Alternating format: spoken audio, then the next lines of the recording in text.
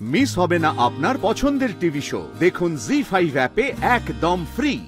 তোকে বলবো বলেই তো আজ আমি এসেছি, মানে তোকে দেখার জন্যও এসেছি, কিন্তু ভাবলাম তোকে এটাও জানাই। আচ্ছা তা নয় ঠিক আছে, কিন্তু আমি বুঝতে পারছি না ছেলেটা কে। মানে ব্যাপারটা হচ্ছে যে অনেকদিন ধরে কাজগুলো পেন্ডিং পড়ে আছে, তা সই করার আগে একবার দেখে নিলে ভালো হতো। আপনি দেখেছেন তো? ব্যাস তাহলেই হবে, আপনি আসুন এবার। না মানে ভাই আর একটা কথা ছিল, ওই আমাকে মনে করাতে বলেছিলেন ওই 4:30টার সময় শিবম গ্রুপসের সাথে একটা মিটিং। ওই সুধাংশুকে বলুন অ্যাটেন্ড করতে, আমার হবে না। স্যার সেটা কি করে হয় স্যার? এটা অ্যানুয়াল মিটিং, তার উপরে সামনের বছরের স্ট্র্যাটেজি ডিসকাশন করা হবে, ওদের সিইও থাকবে, আপনাকে তো থাকতেই হবে স্যার। আমি আজ পারবো না বলছি তো, অন্য কাজ আছে আমার। তাহলে ক্যান্সেল করে দিন, আর না পরে অন্য কোনো দিন ঠিক করুন। ওকে দেখছি কি করে ম্যানেজ করতে পারি। আসছি। বলছিলাম মানে আপনার শরীর টরীর সব ঠিক আছে তো স্যার? কেন? না মানে খুব টায়ার্ড লাগছে দেখতে। ঘুম টুম ঠিকঠাক হচ্ছে তো? ঠিক আছে আমি। ঠিক আছে।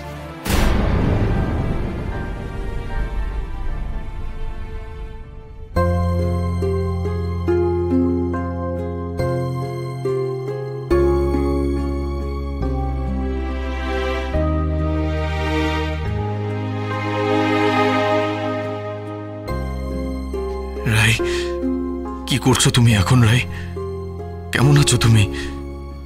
আমি মানতে পারছি না তুমি অসুস্থ, আর আমি এখানে হাত পা গুটিয়ে অফিসে বসে আছি।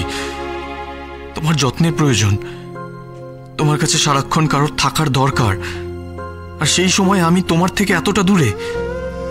কি করি আমি? আবার চলে যাবো তোমার ওখানে? কতবার আটকাবে আমাকে ওরা? রাইট, চলে যাই। ঢুকতে না দিলে দরকার হলে আমি জোর করে ঢুকবো ভেতরে। কেন জোর করবো না? আমি ওর হাজবেন্ড। Damn it.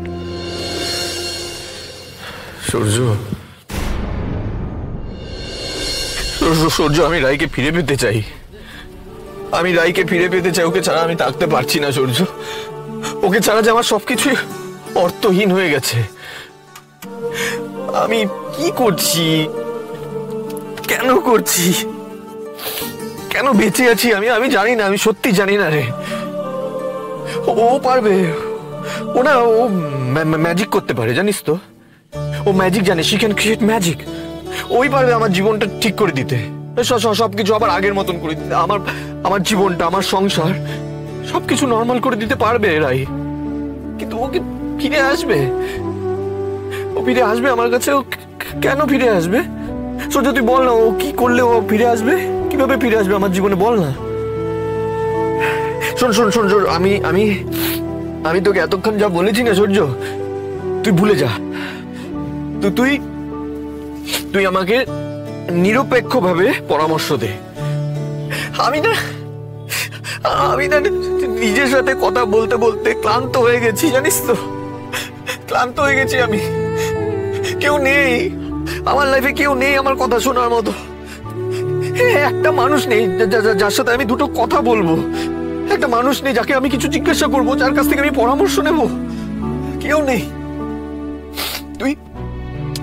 তুই সবকিছু ভুলে গিয়ে শুধু একটাই জিনিস মাথায় রাখ, একটাই জিনিস মনে রাখবি যে আমি না একটা মেয়ের সাথে অন্যায় করেছি, ভয়ানক অন্যায় করেছি। আর না, সেই অন্যায়টা কল্পনাও করা যায় না। তার জন্যই তো আমাকে ক্ষমা করছে না, সেই কারণে আমাকে ক্ষমা করছে না। এখন আমার অনুতাপ, আমার অপরাধ বোধ আমাকে ভেতর থেকে কুড়ে কুড়ে খাচ্ছে। কিন্তু এখন তো আর কোনো উপায় নেই, এখন তো আর কিচ্ছু করা যাবে না। ও তো আমাকে ভুলেই গেছে। তাহলে আমি কি করে ফিরবো বল তোর কাছে? কিভাবে ফিরবো ওর কাছে? ওকে কি করে বলবো যে I really miss her, I really love her? Surya, আমি ভালোবাসি ওকে ছাড়া আমি পারছি না থাকতে। আমি কি করে বোঝাবো এখন ওকে? আমি কি ভেবেছিলাম জানিস?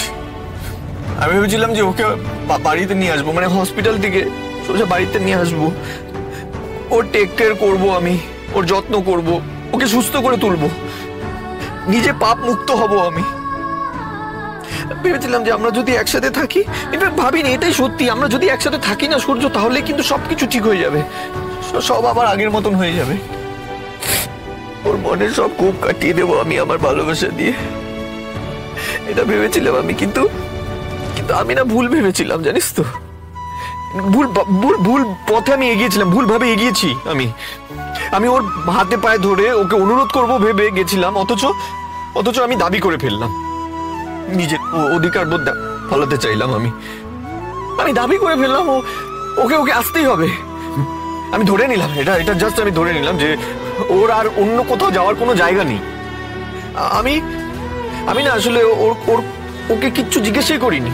অনিদা, তুই একটু শান্ত হ, এভাবে সারাক্ষণ অস্থির হয়ে থাকিস না। তুই একটু মাথা ঠান্ডা করে পুরো বিষয়টা ভাব, নাহলে কিন্তু তুই আবার ভুল করে ফেলবি। তুই তাহলে এখন আমাকে বলছিস যে আমি শান্ত হয়ে বসে থাকবো, এভাবে হাত পা গুটিয়ে বসে থাকবো, আর রাই আমার কাছে ফিরবে না? আমি তোকে অ্যাডভাইস দেওয়ার মতো জায়গাতেও নেই, তবে এটুকু বলবো যে তুই তাড়াহুড়োটা করিস না, কারণ তুই তাড়াহুড়ো করে ভুলও বুঝিস, আবার তারপর ক্ষমাও চাইতে যাস তাড়াহুড়ো করেই। অনিদা, এর ফলে তো কি হয় জানিস তো, না তুই রাইকে সময় দিস, না নিজেও সময় নিস। তাড়াহুড়ো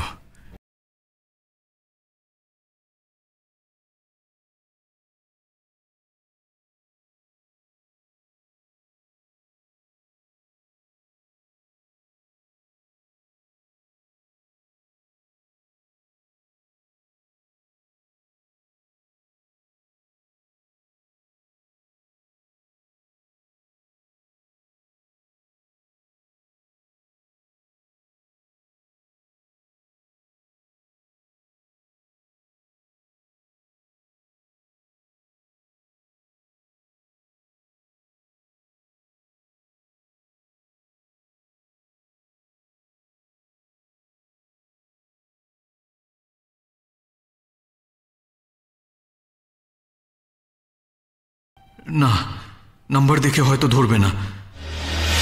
আমি তোর কথা কিছু বুঝতে পারছি না নীলু, তুই কি বলছিস বলতো? প্রেমে পড়েছিস মানে? কেন বুঝতে পারছিস না? প্রেমে পড়েছি মানে প্রেমে পড়েছি, মানে আই এম ইন লাভ। আমি সেটা বুঝতে পারছি, কিন্তু মানে কোন ছেলে, কি করে সে, তার সঙ্গে তো আলাপই বা হলো কি করে? তুই কি বিয়ের আগে থেকেই তাকে চিনতিস নাকি? কই, সে ব্যাপারে তো কখনো আমাকে কিছু বলিসনি। প্লিজ তুই শান্ত হ, এত উত্তেজিত হোস না, তোর শরীরের পক্ষে ভালো নয়।